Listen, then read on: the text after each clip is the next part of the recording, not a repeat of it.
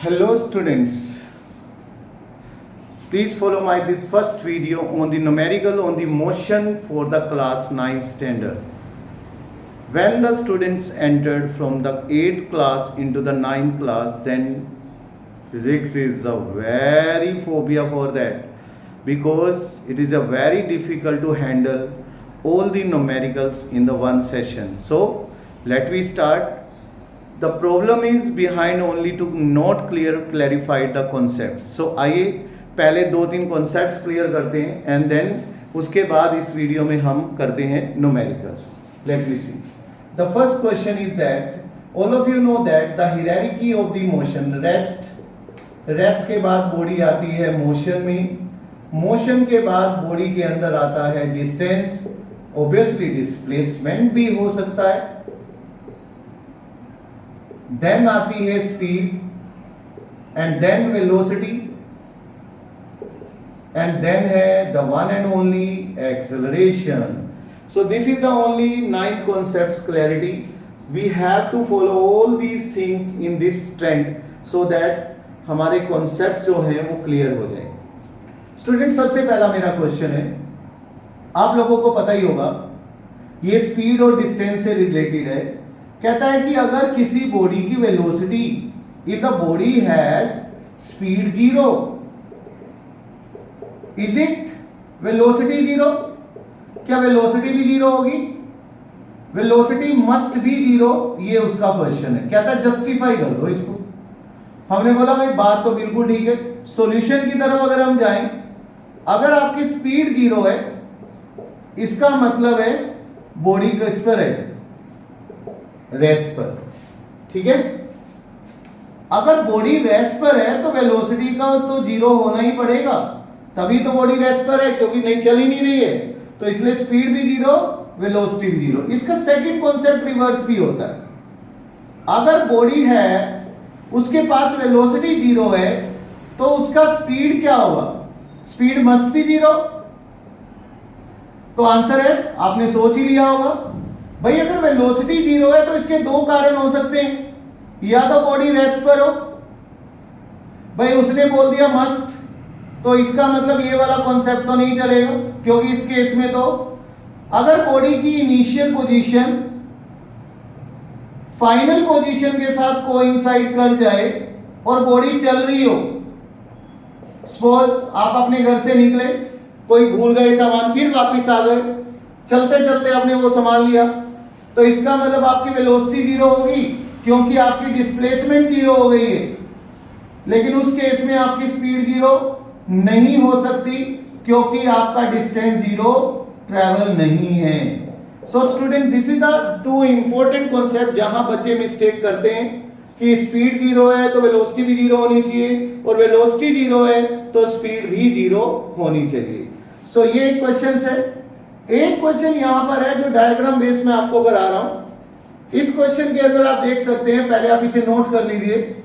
ये मान लीजिए 1 o'clock का टाइम है, ये 1:30 है और ये 2 o'clock है. इस टाइम पे बॉडी की स्पीड 50 किलोमीटर पर आ रहा है, बट इसके केस में बॉडी रेस्ट पर है. तो एग्जामिनर आपसे कहता है कि आप एवरेज स्पीड निकालिए. एक क्वेश्चन मैं आपको इस वीडियो में करा रहा हूं, सेकंड वाला आपने खुद करना है.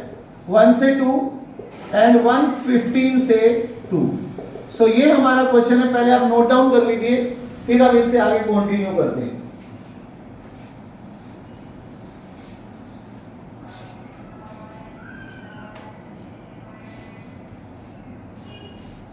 सो लेट मी स्टार्ट.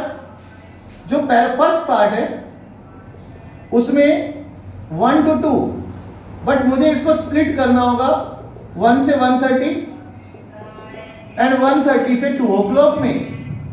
1 से 1:30 में जो टाइम है वो 30 मिनट्स है, यानी 1/2 आवर, बट डिस्टेंस 0 है. सेकंड वाले में भी टाइम 30 मिनट्स है, डिस्टेंस फाइंड करने के लिए स्पीड को टाइम से मल्टीप्लाई कर देंगे. We have the 25 kilometre. Average speed का फॉर्मूला होता है total distance, that is 0 + 25 divide by total 1 hour, we have the answer 25 kilometre per hour. So this is your second question, जहां से आपने इसको कैरी आउट करना है, so that you can get the clear concept about the average speed and the time management. Now एक और question इस video के अंदर, और वो क्वेश्चन है ओडोमीटर को लेकर, जो नॉर्मली बच्चे गलती करते हैं. मान लीजिए ये ओडोमीटर है. इस ओडोमीटर के अंदर स्टार्टिंग टाइम पर जब गाड़ी स्टार्ट हुई तो रीडिंग थी 4357. आफ्टर द 1-2 आवर्स इसके अंदर जो रीडिंग आ गई बेटा, वो रीडिंग आ गई 4390. ये रीडिंग इसमें आ गई. सो आपसे ये पूछ रहा है फाइंड द एवरेज स्पीड. तो इसमें एवरेज स्पीड कैसे निकालेंगे? पहले तो हमें डिस्टेंस निकालना पड़ेगा. डिस्टेंस कैसे निकालेंगे? दीज आर द ओडोमीटर, और ये फर्स्ट रीडिंग है, ये सेकंड. तो डिस्टेंस होता है final reading minus initial reading. तो जब इसमें से इसको कैरी आउट करते हैं तो 3 I think 3 and 0 and 0, we have the answer is 33 kilometre. तो स्पीड का फॉर्मूला क्या होगा? Average speed is equal to total distance divide by total time. So 16.5 kilometre per hour is your right answer. Major बात यहां पर data की नहीं है, मेजर बात यहां पर है कॉन्सेप्ट क्लैरिटी. सो ये ओडोमीटर का क्वेश्चन इंपॉर्टेंट है, इसको आपने करना है कैरी आउट. ठीक है. थर्ड क्वेश्चन यहां पर देखिए. थर्ड क्वेश्चन है, एक बॉडी है, स्टार्टिंग में वो रेस्ट पे थी. आफ्टर द टाइम 30 सेकेंड उसकी जो स्पीड हो गई वो 90 किलोमीटर पर आवर हो गई. Find the acceleration. ये क्वेश्चन आ गया. सो सबसे पहले मैं यहां लिखूंगा initial velocity that is 0,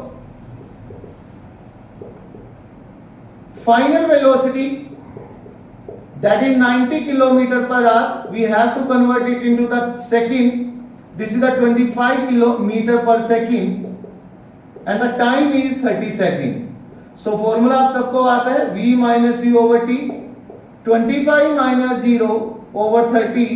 We have the answer this one 5/6 and you can write here 0.8 meter per second square. सो ये एक क्वेश्चन यहां पे आपको कैरी आउट करना है. So very important. The major problem is that student यहां पर kilometre per our को मीटर पर सेकंड करना भूल जाते हैं, जिसकी वजह से न्यूमेरिकल उनका गलत हो जाता है. ठीक है. एक न्यूमेरिकल और देखिए. यहां पर एक बॉल है और ये रोल डाउन कर रही है फ्लोर के ऊपर, और फ्लोर जो है इसके ऊपर अपोज कर रहा है इसको with the this one 0.02 metre per second square. ठीक है. इन द टाइम आपको टाइम बताना है. अगर इसकी इनिशियल वेलोसिटी उसने दी है 5 मीटर पर सेकेंड, तो आपको ये टाइम बताना है कि वो कितनी देर में रुक जाएगा. स्टॉप. स्टॉप का मतलब final velocity 0. Yes. So let me start. कैसे करना है? सबसे पहले मैं यहां लिखता हूं initial velocity 5 metre per second, final velocity this is 0 and is why should I use the negative sign? Because oppose यानी retardation. You can write here for the simplification 2/100 meter per second square. A can be written as V minus U over T. A is this one V0 U5. Time find करना है. So we can more simplify minus 5/T. ये cancel. 500 over 2. The answer is 250 second. So in this way student आज मैंने आपको कुछ selected numericals कराए fundamental, because this is the first video, but you can find power in my power point total 22 questions and which are selected and most heated question by the examiner in your exam. If you do these 22 questions along with the NCERT and NCERT exemplar, then definitely you will excel in your physics exam.